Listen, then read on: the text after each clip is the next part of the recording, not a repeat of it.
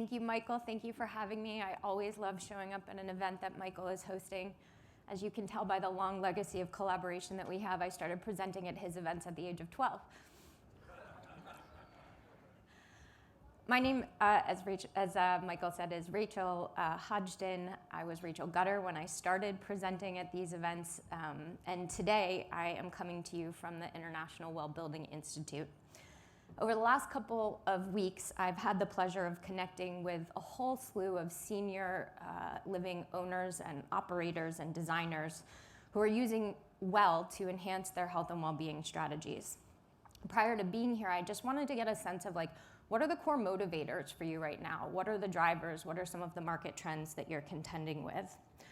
I also wanted to better understand why we've seen such tremendous levels of uptake within senior living. So we've seen projects and organizations of all shapes and sizes that are enrolling to pursue well designations of all kinds. Earlier this year, Enlivant earned the Well Health Safety Rating for 215 senior living communities. I'm going to tell you a little bit about their experiences in a bit. Sunrise Senior Living made a portfolio-wide commitment to the Well Health Safety Rating, enrolling 280 facilities representing more than 22 million square feet of real estate, which makes it the largest well enrollment of all time in the senior living sector.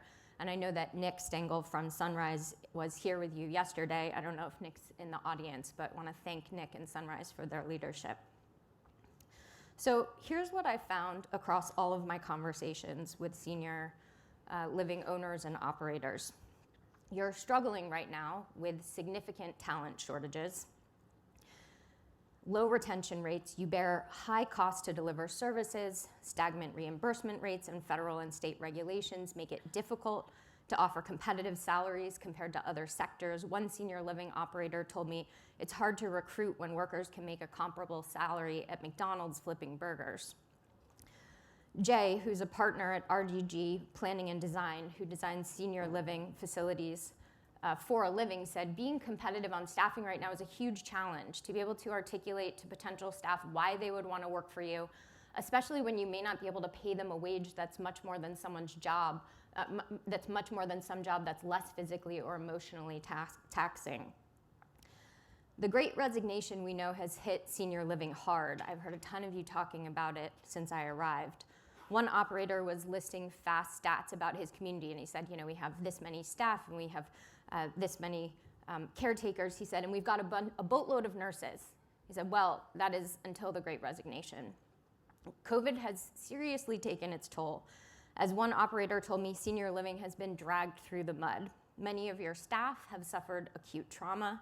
They're tired, they're stressed, they're anxious, and they're burnt out. Travis, who runs Jewish Senior Life, said, we don't want COVID to define us anymore. And Jay said they're so tired and worn out from COVID, they don't want to talk about COVID. They want to move on and talk about how we can improve our dining or help people find purpose, how we can create environments that are more hospitality oriented. You want to have better air quality, but let's not talk about COVID all the time. Let's talk about other stuff. Let's talk about the ways in which we're positively impacting people's lives. You're also being held to way higher expectations when it comes to providing safer environments for living and working. The pressure is super high for senior living facilities to follow the science and find ways to communicate evidence-based best practices to residents and their families. In my heart of heart, I truly believe that Well and the strategies that are contained within it can help you with all of these challenges. And now I've heard the stories and seen some of the data that confirm this to be true. So today I'm going to introduce you to Well and some of the strategies contained within Well that can help you to improve recruitment and retention for both staff and residents, strategies that can help increase engagement of staff while reducing absenteeism and stress and burnout, and approaches that can give lift to your brand and your culture by taking what we refer to as a people-first approach to doing business. So before I do, let me just get a sense of you. Before you arrived at this event, how many of you are familiar with Well? Okay, so probably not the majority. Let me just take a quick moment to talk to you for a moment about who we are and what we do. So IWBI, the organization that created Well, is the global authority for transforming the health and well-being in buildings, organizations, and communities. We lead a global movement to put people first in decision-making and culture. And we're best known for a product called Well. It's an evidence-based roadmap for supporting the health and well-being of people and your organization. There are different ways that you can work toward various WELL designations. You can earn ratings that are based on specific themes, like our WELL Health Safety rating. You can earn a full-on WELL certification, which sort of represents the whole gamut of commitment across 10 different categories of health and well-being. Or you can enroll your entire organization and work toward an improved aggregate WELL score over time. Our art at IWBI is translating the research to practice. We've got a team of about 13, 14 folks who do nothing but digest the latest research on all aspects of health and well-being and translate that into actionable strategies across the 10 concepts that you see illustrated by those icons. So mental health and well-being, community, movement, water quality, air quality, light, thermal comfort, nourishment, sound, and healthy materials. WELL is extremely flexible, so you can choose the features that are going to matter most to you. You can group those features into what we refer to as a scorecard, and you can choose what matters most, what's going to yield the best results for your organization. Do you want to reopen safely and with confidence, reduce employee stress and burnout, foster employee engagement and retention? WELL can help you to create a roadmap for accomplishing all of those objectives. We've seen explosive demand over the past couple of years, which probably isn't surprising given how closely linked an objective of health and well-being is to coming out of a pandemic. Today, we register somewhere between 6 and 7 million square feet every day. How many of you have heard of LEED? Okay, substantially more. So people always ask, what is the difference between a product like LEED and a product like WELL? And the answer is that while LEED has a focus on planetary health first and foremost, WELL has a focus on human health. And we believe that that's where you're going to see the greatest returns, because the average business spends about 90% of their annual operating expenses on their people.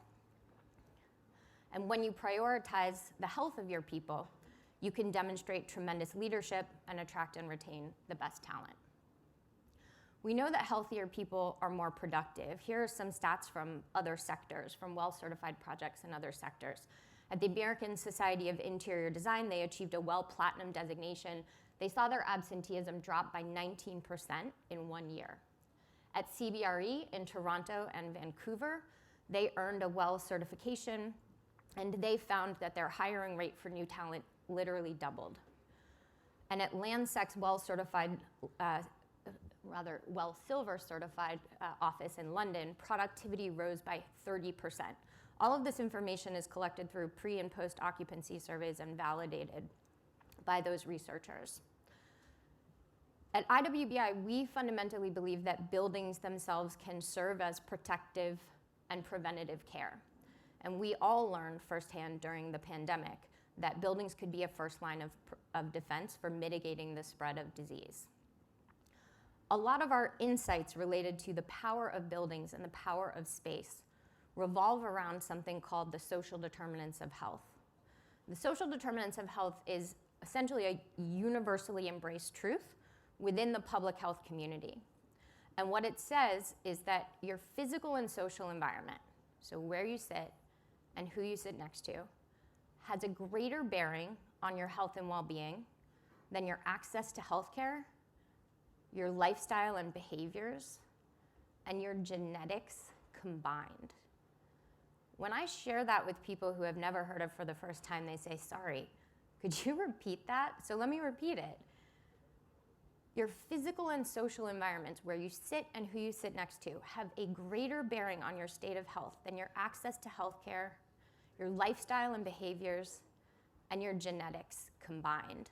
And what that means is that physical and social environments can have a profound impact on the state of health.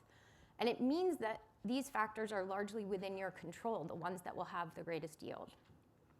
In senior living, you're focused on a number of core audiences, from residents to staff to the families of those who are living there. And all of them are asking the same question right now. What are you doing to put my health first, our health first, or her health first? And we know that companies that do put health first dramatically outperform their peers. This is a really interesting stat. Companies with high scores on corporate health achievement awards appreciated 99% more than the S&P 500 index overall. So let's take a look at what that looks like in senior living. This is Meadow Haven Rehabilitation Center. It's in Pennsylvania, and they earned a WELL Gold designation in 2019. And what they aimed to do was incorporate research-based elements to promote physical, emotional, and spiritual health for guests and team members. Jay, who was one of the members of the design team that designed Meadow Haven, said, how do we bring health into what we're doing? How do we raise the profile of living well and well-being among seniors? One of the nurses on site at Meadow Haven said, as soon as you enter the building, you get a sense of calm and relaxation. So Meadow Haven had 3 primary goals. One was to get better and go back to living. One resident at Meadow Haven said, when you're ill, your surroundings really matter. And look at these surroundings. At Meadow Haven, they've done a ton to incorporate excellence in daylighting and lighting. They've raised the heights of the ceiling to provide a more expansive feel. And they've incorporated aspects of biophilia, so aspects of nature or things that are suggestive of nature to really encourage a sense of calm and mental well-being. One resident said, there's so much light, and I think that light brings encouragement. There were so many quotes that they collected from different residents talking about how important daylighting was to their choice to be there. Here you can see on site some of the different active and passive strategies that they incorporated to encourage movement throughout the day. The second goal at Meadow Haven was whole person healing. One resident said, you must clean the air here. I have asthma and breathe better when I'm here, and my oxygen levels go up. I wanted to be here. A lot of the stories that I heard from Meadow Haven revolved around how clean the air was and also how great the coffee was, which they chalk up to a combination of air filtration and water filtration. And when you're suffering from something like asthma, especially if you're in a facility for a different reason, it's really adding insult to injury. What they said at Meadow Haven is that often people go home having learned about the importance of air quality and the strategies to achieve it, and they actually make changes to their home environment too. And the third goal at Meadow Haven was to provide a person-centered experience. One woman said, my son is my only support system, and he did a ton of research to this community. He gives 2 thumbs up. You can see here one of the dining areas at Meadow Haven. I think one of the coolest things this project did was they have buildings all over their campus, and they found a way to consolidate a lot of their food production into a single space. And what they said was that by optimizing the food distribution schedule, they're actually able to offer their culinary talent a normal set of working hours, 8 to 5 p.m. And so according to Jay, he says they can literally say we have the best food because we can recruit the best people in the community to work here. We've got the best hours and a kitchen with a window. He said you wouldn't imagine how meaningful that little window became in the kitchen. People asked, why are you putting a window in the kitchen? And he said, well, they're behind the scenes, our kitchen staff most of the time, but they deserve a great space too, right? And it turns out that little things as small as a window have actually helped Meadow Haven to improve upon their recruitment and their retention. Let's look at another project. This is the Views in Marion, Iowa, a WELL Gold project from 2019. They chose to invest in wellness real estate for a competitive edge, community engagement, and employee retention. Here are some of the features that are unique to the project. They really focused on odor and natural scents, recognizing that that was particularly important for their population. They used wayfinding strategies to help those with memory challenges move throughout the building. And they incorporated walking paths both indoors and outdoors along with biophilic design. What they said is that there's clear staff buy-in and pride because an investment in a healthy building really is for all occupants, residents, and staff. The data is very definitive. Companies that actively invest in employees can reduce turnover by as much as 28%. Imagine the impact that that would have on your business's bottom line. Matt, who's the CFO of Enlivant, said this industry has a turnover problem. It's not unique to any individual provider. But people don't do this kind of work because they're looking to punch a clock. So being transparent about who you are as an organization creates an environment where people who want to do that job and work for you, they stay. And we've tried A/B testing on everything that you can think of, including wages, to see what happens with turnover. And the short answer is it's still most highly correlated to the people running the business. It is culture driven. Some pictures of Enlivant here. Matt also said that hearing people tell us, hey, we want a safe environment, and being able to say we are objectively pursuing that and achieving that is worth a lot in an environment where there's a battle for talent. And so they saw well as an opportunity to validate the things that they were already doing and prove that to their residents and team members. He said, we're not selling real estate, we're selling trust, that we will care for someone's mom, dad, grandmother, grandfather. The ability to say that we've tested that against other people's scorecards is worth a great deal to us. Probably one of the reasons why US News and World Report named 117 Enlivant communities as some of the best in senior living in 2022 to 2023. And finally, Jewish Senior Life in Rochester, New York, I spoke to Travis, who's their CIO, and he said, we chose this because we wanted to be set apart from our competition and hopefully help our team members to feel better about working here and attract new employees. Every piece of feedback that we've received so far has been positive. So I want to close on this quote and a thought about caring for the caregiver. If a company is going to survive the Great Resignation, it must take a deep dive into an employee's heart and mind and see what that person truly wants. I spent several years as the co-chair on the board of an organization called the Garrison Institute. The Garrison Institute is a retreat center that is based out of a former Capuchin monastery on the bank of the Hudson River, about an hour and a half outside of New York City. And one of Garrison's signature programs is called Caring for the Caregiver, and it was based on a whole slew of evidence where they were looking at war-torn communities, disaster-affected communities, urban school districts. And what they found was when they went into those communities, similar to senior living, the caregivers were exceptionally exhausted. And oftentimes they had even taken on the trauma of the people that they had showed up to support. When you enter into a war-affected area, for instance, there is never enough to go around, never enough care, never enough resources, never enough time. But what the evidence shows is that if you invest in the caregivers themselves, if you give them the tools to cultivate their own resilience, to take care of their own mental health, that has a profound ripple effect across the entire community. And I think that more than ever, that's what this moment in time represents for senior living, as an opportunity to invest in the caregivers for a massive and profound impact on the organization, both its culture and its bottom line. Because if there's one thing that the pandemic has taught us, it's that health and well-being is material to our business's performance. So with that, I want to thank you so much for allowing me to be with you today. My colleague, Angela Spangler, who's over here and oversees our senior living sector, is on site and available. I also listed her contact information with her permission.